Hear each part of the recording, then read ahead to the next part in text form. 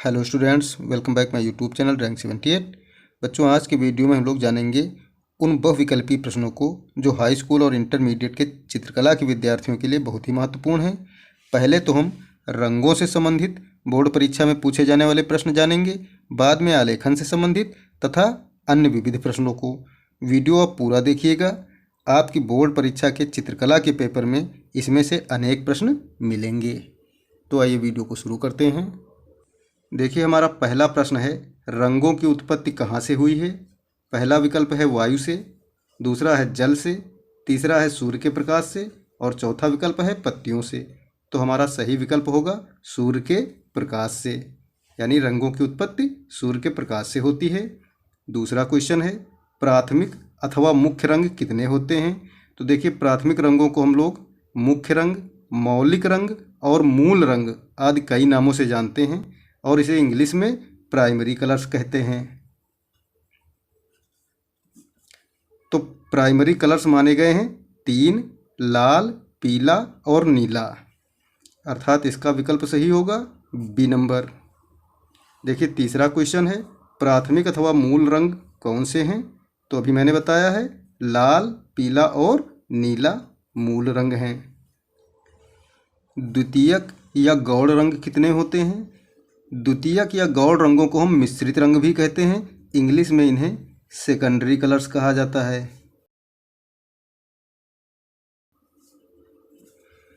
इनकी संख्या होती है 3, यानी कौन कौन से, नारंगी, बैगनी और हरा। देखिए, पहले हरा को सेकेंडरी कलर ही माना जाता था, उसके बाद जर्मनी के प्रोफेसर निल्हाम ओस्टवाल्ड ने चित्रकला में हरे को मुख्य रंग में रख दिया है। इस प्रकार अब मुख्य रंग चित्रकला में 4 माने जाने लगे हैं और सेकेंडरी भी 4 हो गए, लेकिन पहले द्वितीयक या गौड़ रंग 3 ही माने जाते थे। तो इसका विकल्प सही होगा बी। अगला क्वेश्चन है, द्वितीयक रंग कौन कौन से हैं। तो इसका सही आंसर होगा बैगनी, नारंगी और हरा, यानी विकल्प ए सही है। अगला क्वेश्चन है, नवीन रंग पद्धति के अनुसंधानकर्ता कौन हैं। तो सही आंसर क्या होगा। पहला विकल्प है मैकाले, दूसरा है शेक्सपियर, तीसरा है मार्शल और चौथा है ओस्टवाल्ड। तो सही विकल्प होगा ओस्टवाल्ड। देखिए, जर्मनी के विद्वान थे, इनका पूरा नाम है प्रोफेसर निल्हाम ओस्टवाल्ड। प्रोफेसर निल्हाम ओस्टवाल्ड के अनुसार प्रारंभिक अथवा मुख्य रंग कितने होते हैं। तो प्रोफेसर निल्हाम ओस्टवाल्ड के अनुसार प्रारंभिक रंगों की संख्या होती है 4, जबकि पहले के विद्वान 3 ही मानते थे। आज भी साइंस वगैरह में 3 ही प्राइमरी रंग माने जाते हैं, लाल, पीला और नीला, जबकि निल्हाम ओस्टवाल्ड महोदय ने 4 माने हैं। इन्होंने हरे को भी प्राइमरी में सम्मिलित कर लिया है। अगला क्वेश्चन होगा, ओस्टवाल्ड महोदय के अनुसार गौड़ अथवा द्वितीयक रंग कितने होते हैं। तो इनके अनुसार गौड़ या द्वितीयक रंग अर्थात सेकेंडरी कलर भी होते हैं 4, यानी विकल्प सी सही होगा। अगला क्वेश्चन है, निल्हाम ओस्टवाल्ड रंग चक्र में कितने रंग होते हैं। तो इसका सही आंसर होगा 8 रंग। तो आइए हम निल्हाम ओस्टवाल्ड रंग चक्र को भी समझ लेते हैं। देखिए, ओस्टवाल्ड रंग चक्र बनाने के लिए हमने पहले एक वृत्त बनाया और इसके 8 भाग कर लेते हैं। ओस्टवाल्ड महोदय ने पहले वाले हिस्से में रखा लाल रंग, उसके सामने रखते हैं हरा रंग, यहाँ पर पीला और इसके सामने नीला रंग। देखिए, आमने सामने एक दूसरे के विरोधी होते हैं। इसी प्रकार लाल और पीले के मिश्रण से तैयार होता है नारंगी रंग। तो बीच में नारंगी है, इन दोनों के बीच में धानी रंग है। ऐसे ही नीला और हरा के बीच में है आसमानी रंग और नीला तथा लाल के बीच में आता है इनके मिश्रण से बनने वाला बैगनी रंग। इस प्रकार देखिए, बैगनी का विरोधी रंग हो जाएगा धानी, नारंगी का आसमानी, लाल का हरा, पीले का नीला। इसे हम लोग कहते हैं ओस्टवाल्ड रंग चक्र। इनके रंग चक्र की विशेषता ये है कि आमने सामने इनके रंग चक्र में आते हैं एक दूसरे के विरोधी रंग, जबकि आसपास आते हैं समान रंग। देखिए, लाल, नारंगी, पीला समान रंग है, इसी प्रकार नारंगी, पीला और धानी समान है, नीला, बैगनी और लाल समान है। इस प्रकार रंग चक्र में आसपास के कोई 3 रंग समान रंग कहे जाते हैं। तो आइए देखते हैं अगला क्वेश्चन, ओस्टवाल्ड रंग चक्र में आमने सामने के रंग कहलाते हैं। तो जैसा कि अभी बताया गया, विरोधी रंग कहलाते हैं। हमारा अगला क्वेश्चन है, ओस्टवाल्ड रंग चक्र में आसपास के 3 रंग कहलाते हैं। देखिए यहाँ पर होगा चक्र, ओस्टवाल्ड रंग चक्र में आसपास के 3 रंग कहलाते हैं। तो आसपास के 3 रंग समान रंग कहलाते हैं, अर्थात विकल्प सी सही होगा। अगला क्वेश्चन है, लाल रंग का विरोधी रंग कौन सा है?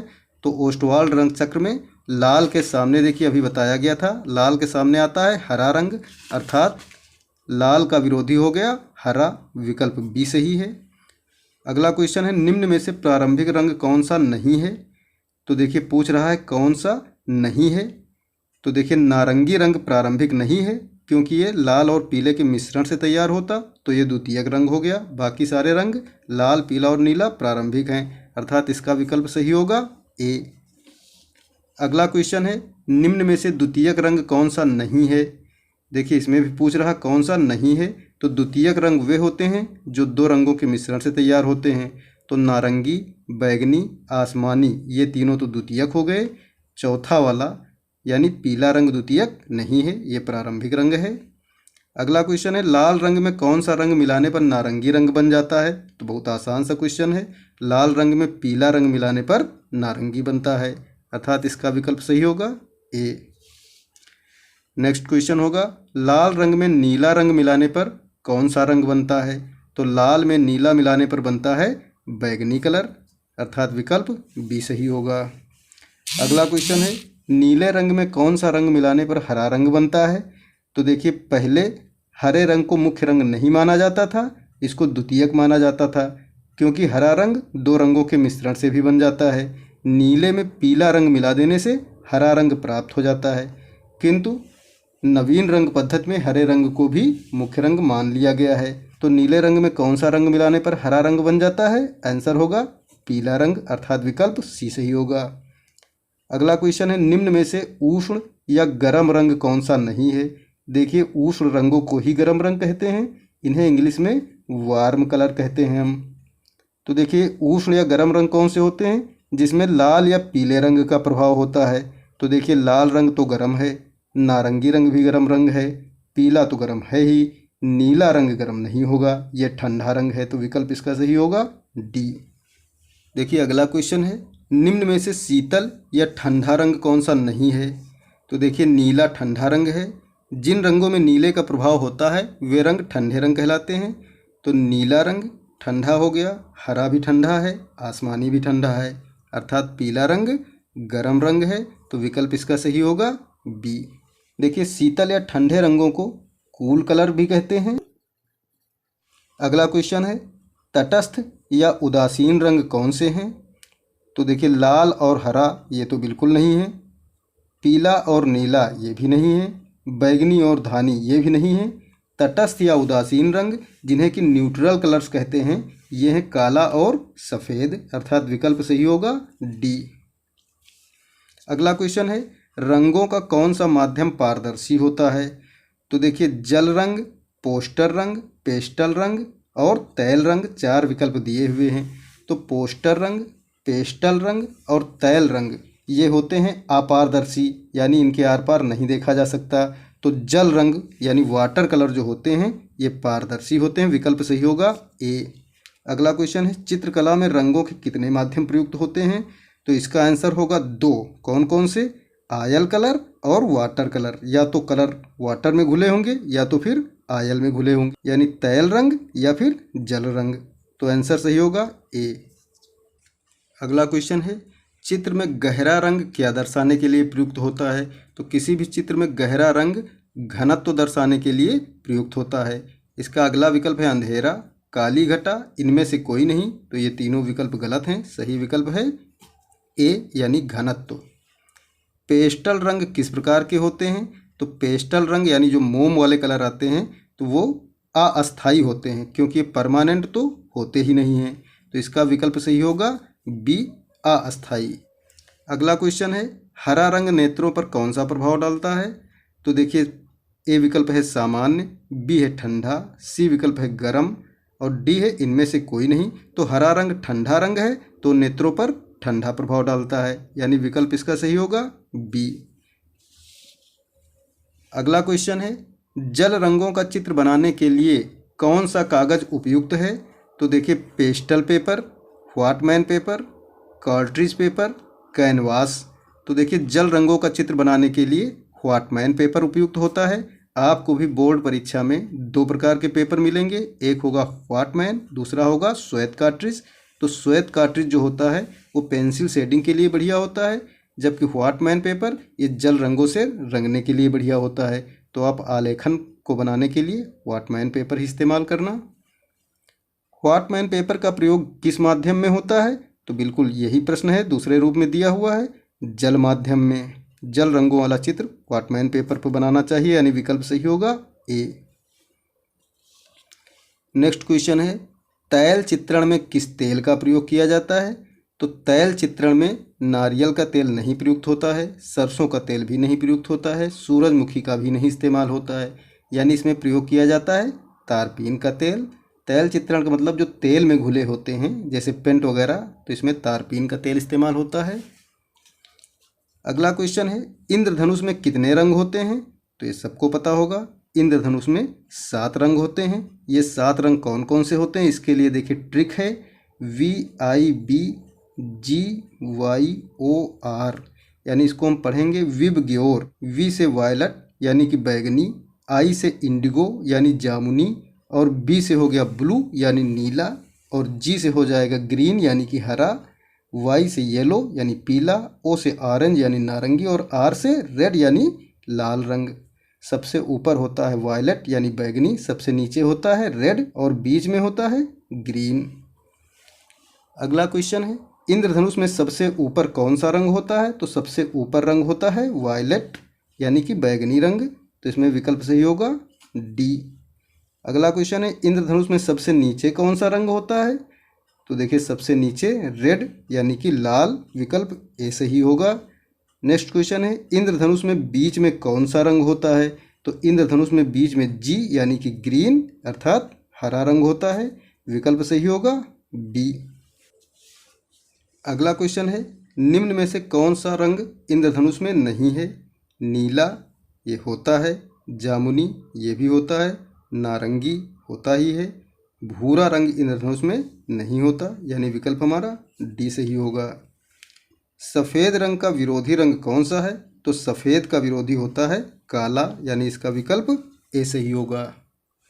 लाल रंग का पूरक रंग कौन सा है? तो पूरक का मतलब यहाँ पर होगा विरोधी रंग, तो लाल रंग का विरोधी रंग होता है हरा, क्योंकि ओस्टवाल रंग चक्र में लाल के सामने हरा ही प्रदर्शित किया गया है, अर्थात विकल्प सी सही होगा। नेक्स्ट क्वेश्चन है, वस्त्रों पर डिजाइन के लिए कौन सा माध्यम उपयुक्त होता है? तो वस्त्रों पर डिजाइन के लिए उपयुक्त होता है एक्रेलिक रंग, यानी कपड़े पर एक्रेलिक रंग इस्तेमाल किए जाते हैं। तैल रंग, जल रंग और पोस्टर रंगों का इस्तेमाल नहीं होता है। अगला क्वेश्चन है, मोनो कलर योजना किसे कहते हैं? तो देखिए मोनो कलर योजना कहते हैं एक रंग योजना को। ये क्वेश्चन थोड़ा बदल कर भी आ सकता है, जैसे बोर्ड परीक्षा में आ चुका है मोनोक्रोमैटिक। मोनोक्रोमैटिक रंग योजना से क्या तात्पर्य है? तो इसका मतलब भी हुआ एक रंग योजना या एकाकी रंग योजना, तो विकल्प सही होगा ए। अगला क्वेश्चन है, किस रंग के समावेश से टिंट बनता है? तो देखिए टिंट किसी रंग में सफ़ेद रंग मिलाने से बनता है, जैसे लाल में हम सफ़ेद रंग मिला दें गुलाबी बन जाएगा, वो लाल रंग का टिंट होगा। तो किस रंग के समावेश से टिंट बनता है? सफ़ेद रंग के समावेश से, यानी इसका बी सही होगा। इसी प्रकार यदि पूछा जाए किस रंग के समावेश से शेड बनता है, तो किसी भी रंग में काला रंग मिला देने से उसका शेड बन जाता है। अगला क्वेश्चन है, निम्न में से कौन सा खनिज रंग नहीं है? खनिज रंगों से तात्पर्य होता है जो भूमि से निकाले जाते हैं, तो गेरू खनिज रंग है, रामरज भी है, पेवड़ी भी है, एक्रेलिक रंग खनिज रंग नहीं है, अर्थात विकल्प सही होगा डी। अगला क्वेश्चन है, सफ़ेद और काला रंग मिलाने से कौन सा रंग तैयार होता है? तो हरा नहीं तैयार होता है, पीला भी नहीं, नीला भी नहीं, इससे तैयार होता है ग्रे कलर, यानी विकल्प सही होगा सी। नेक्स्ट क्वेश्चन है, प्रसन्नता और समृद्धि का प्रतीक रंग कौन सा है? तो प्रसन्नता और समृद्धि का प्रतीक रंग होता है हरा, और खुशहाली का प्रतीक भी हरा रंग, हरियाली का प्रतीक भी पूछा जाए तो हरा रंग होगा। अगला क्वेश्चन है, किस रंग की कंपन गति सबसे अधिक होती है? तो कंपन गति यानी कि आवृत्ति पूछ रहा है यहाँ पर, तो किस रंग की आवृत्ति सबसे अधिक होती है? तो इन रंगों में से देखिए बैगनी रंग की आवृत्ति सबसे अधिक होती है, जबकि तरंग दैर्ध्य अगर पूछा जाता तो लाल रंग की अधिक होती है। शांति का प्रतीक रंग कौन सा है? तो देखिए ए विकल्प दिया है काला, बी दिया है सफ़ेद, सी नीला और डी पीला। तो शांति का प्रतीक आप लोग जानते हैं सफ़ेद रंग होता है, यानी विकल्प सही होगा बी। 44वां क्वेश्चन हमारा, निराशा और दुख का प्रतीक रंग कौन सा है? तो देखिए हरा नहीं है, ये खुशहाली और समृद्धि का प्रतीक है, हरियाली का प्रतीक है।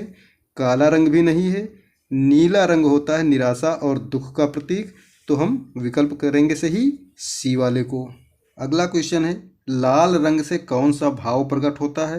विकल्प पहला है प्रसन्नता, दूसरा है तेज, तीसरा विकल्प है शांति। तो ये तीनों विकल्प नहीं हैं।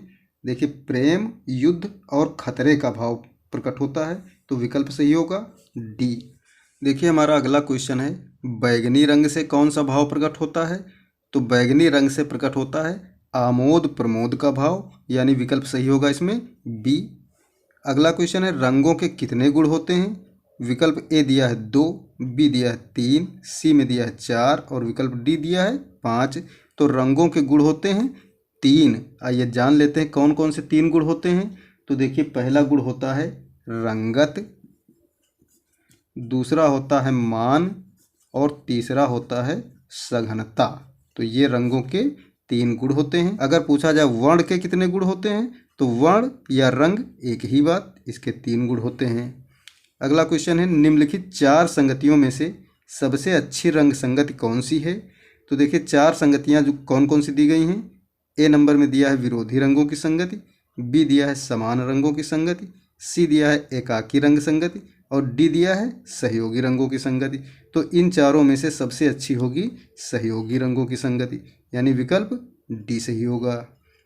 अगला क्वेश्चन है, छाया और प्रकाश की चित्र में क्या भूमिका होती है? तो हम लोग स्मृति चित्रण जब करते हैं तो उसमें छाया प्रकाश भी प्रदर्शित करते हैं, यानी चित्र की शेडिंग करते हैं। तो उसकी क्या भूमिका होती है? पहला विकल्प दिया है रात और दिन को दर्शाना, ये बिल्कुल नहीं। दूसरा है चित्र में सामंजस्य स्थापित करना, ये भी सही नहीं है।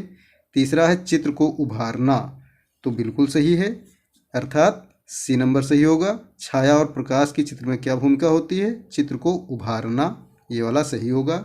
देखिए हमारा 50वां क्वेश्चन है, चित्रकला किस श्रेणी में आती है?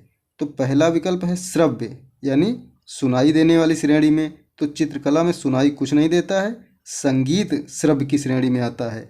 बी नंबर है दृश्य, यानी दिखाई देने वाला। तो चित्रकला को देखा ही जाता है, यानी दृश्य की श्रेणी में आती है। अगले विकल्प में दिया है दृश्य श्रव्य, तो दृश्य श्रव्य आता है नाटक इसकी श्रेणी में, चूँकि उसको देखा भी जाता है और सुना भी जाता है। तो हमारा विकल्प चित्रकला की श्रेणी में आती है, इसका सही होगा विकल्प दृश्य। तो इस प्रकार देखिए हमारे 50 क्वेश्चन आज की वीडियो में हो चुके हैं, जो कि केवल रंगों से संबंधित थे। अभी आलेखन से संबंधित तथा अन्य विविध प्रश्न बाकी रह गए हैं। उसके लिए मैं अगला वीडियो बनाऊंगा, क्योंकि ये वीडियो बहुत लंबा हुआ जा रहा है। हमारे उस वीडियो को भी ज़रूर देखिएगा, उसका लिंक मैं डिस्क्रिप्शन में दे दूँगा।